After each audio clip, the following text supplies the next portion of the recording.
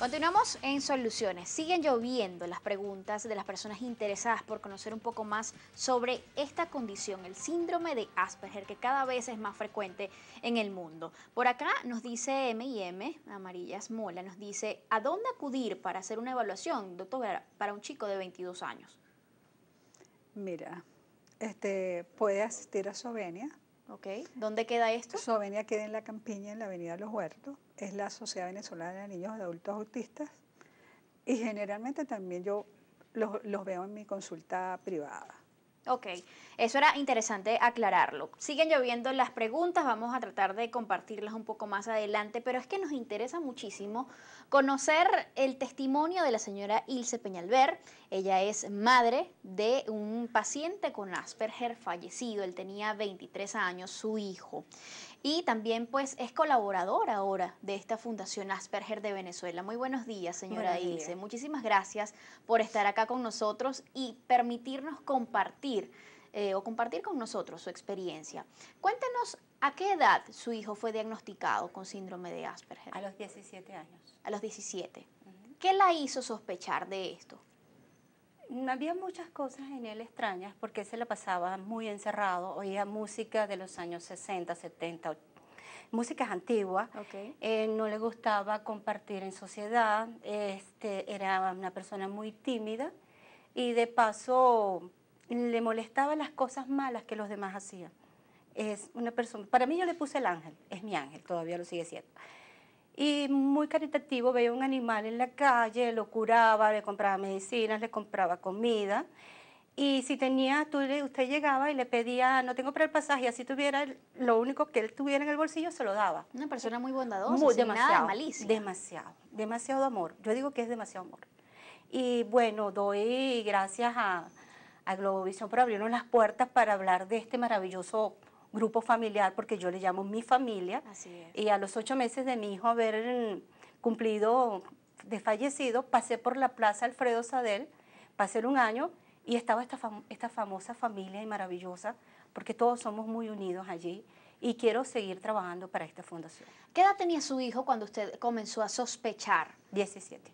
17 años. Sí. Y de una vez acudió e hicieron el diagnóstico en ese momento. Sí, lamentablemente no conocía la fundación, no le quité, no tuvo una dieta en gluten ni caseína, y entonces yo veía que él se ponía muy acelerado, pero no sabía el motivo por qué, porque lo veía era una psiquiatra y no una especialista como la doctora Miriam.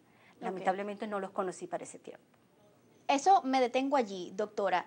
La mayoría de los especialistas en estos momentos de psiquiatría, psicólogos inclusive, ¿están realmente capacitados para diagnosticar de inmediato estos casos de Asperger apenas llegan al consultorio? Mire, lamentablemente no. Nosotros estamos estableciendo contactos a través de diferentes formas de que se establezca que en los posgrados de pediatría, de psiquiatría, de gastroinmunología y de neurología haya un módulo de autismo. Porque cuando yo estudié psiquiatría, a mí lo único que me dieron de autismo era que era la psicosis infantil.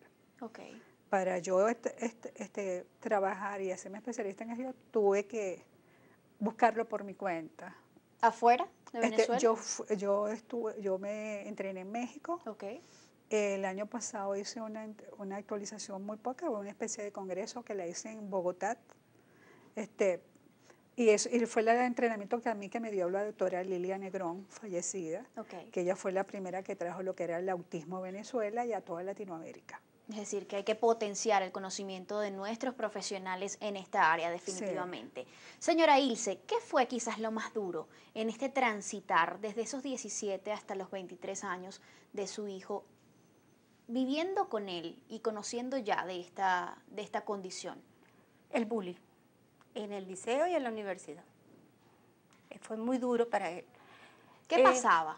Él no lo decía, porque él sabía que como madre iba a reclamar, y él decía, mamá, ya estoy en la universidad. Él me contaba todo, si era un muchacho. ¿Qué estudiaba él? Estaba estudiando psicología. Okay. Y entonces él me decía, mamá, venía llorando, se encerraba, se hacía daño algunas veces, para no decírmelo. Entonces, como él sabía, él me decía que yo era muy sobreprotectora. Si me decía que le estaban haciendo daño en la universidad, yo iba a ir y él se iba a sentir peor todavía porque iban a decir que era un hijo de mamá gallina. Entonces, porque así le decían a veces.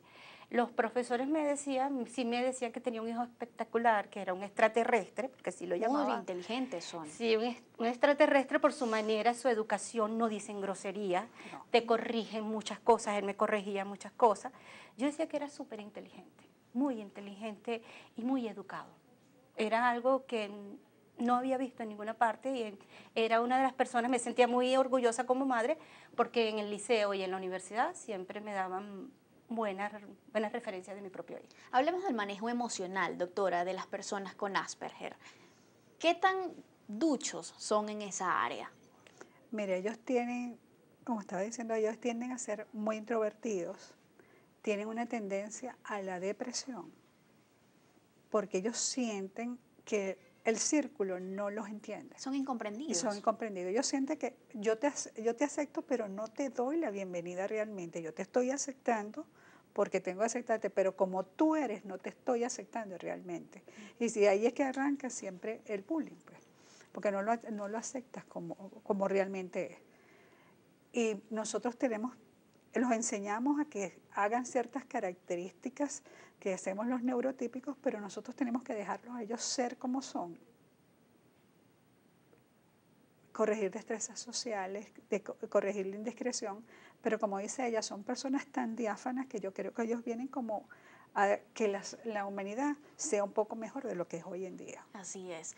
Tenemos también otro testimonio de otro muchacho con síndrome de Asperger, él es David Bello, quien nos habla de que recientemente también fue diagnosticado, es decir, que la mayor parte de su vida vivió quizás sin saber qué era exactamente lo que lo hacía diferente a los demás. Vamos a conocer un poco de su historia.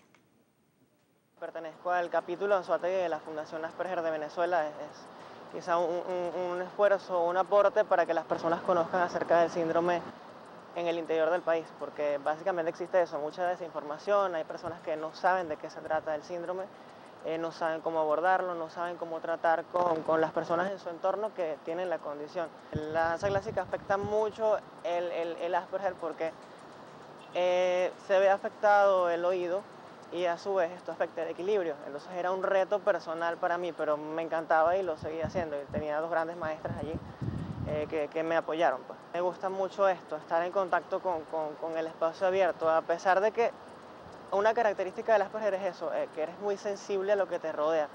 Yo lo veo muy poético, porque ves un poquito más allá de lo que ven los demás, oyes un poquito más allá de lo que oyen los demás, o escuchas un poco más allá de lo que escuchan los demás.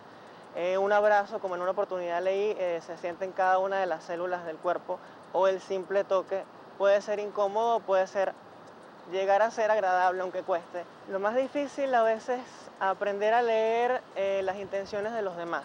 Tendemos a ser un poco ingenuos. Eso me afectó en los estudios, la verdad sí.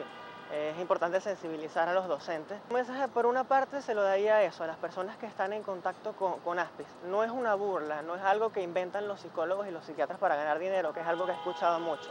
Es algo que existe, es algo que se puede tratar, es algo que se puede sobrellevar. Un mensaje para algunos padres, que hay que estar informados, que la idea no es abrazar a los hijos y no dejarlos crecer.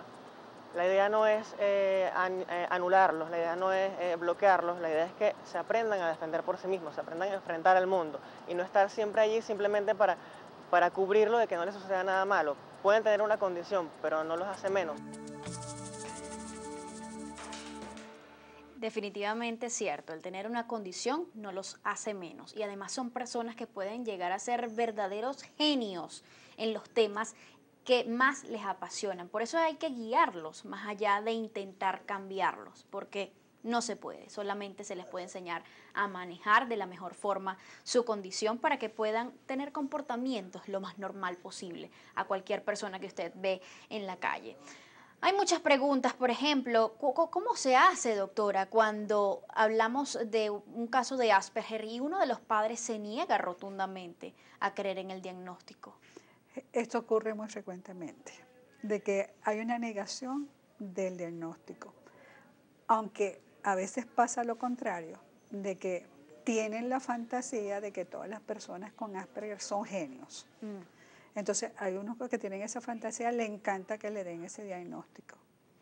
Pero la gran mayoría, cuando tú le dices, está entre los trastornos del espectro autista, creen que le lanzamos una bomba atómica.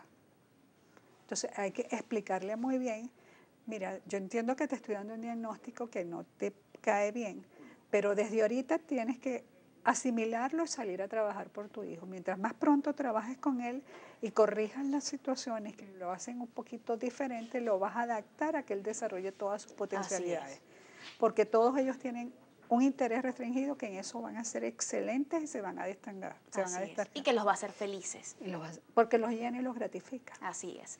Hay además una serie de iniciativas que están promoviendo estas organizaciones que trabajan para apoyar a las personas con Asperger y con autismo en el país. Por ejemplo, hoy entiendo que ustedes van a comparecer ante la Asamblea Nacional para hacer la presentación de este proyecto de ley de autismo, del que ya se viene hablando hace aproximadamente unos 2 años. Coméntenos. Hoy nos vamos a reunir, creo que vamos a estar en la 4ª sesión, que sería como las 11 más o menos. Y vamos para que se dé a conocer también lo de los niños autistas, que como dijo la doctora anteriormente, necesitamos el apoyo y concientizar en verdad a la población de que tenemos que ayudarnos entre nosotros, ser una familia, porque Venezuela es una familia. Así es. Y todo lo ganamos es con amor. ¿Cuál es el principal objetivo de esa ley que ustedes están proponiendo? Mire, el objetivo de esta ley es que haya integración con ellos, que se les garantice la alimentación, que se les garantice las vitaminas, que los seguros los cubran, porque cuando tú dices que es una persona que tiene la condición de Asperger o autismo, los seguros lo rechazan como que si eso fuera una cosa. Pueden tener una apendicitis, pero ya lo rechazaron por tener la condición. Hay discriminación. Hay una discriminación inmensa en los seguros. Entonces tú tienes que tratar de disfrazar un diagnóstico que no debe ser, porque la condición de Asperger es adquirida. Así es. Tú puedes tener un gen mitocondrial débil, pero si no se dan las condiciones no se desarrolla, entonces tú tienes que aceptarlo en todos los seguros. Esa es una de las cosas que nos interesa muchísimo, que se defienda, y la integración, que en la parte escolar los acepten en las escuelas regulares, porque los empiezan a limitar, los empiezan a discriminar desde ese momento. Y es necesario de verdad que esto se reciba, este proyecto, de brazos abiertos por parte de ambas bancadas en la Asamblea Nacional, porque definitivamente hoy es el hijo de otro, mañana puede ser nuestro hijo o nuestro nieto, no lo sabemos. Y queremos, en esta ley se está proponiendo que en cada hospital central de Estado se abra una unidad de autismo.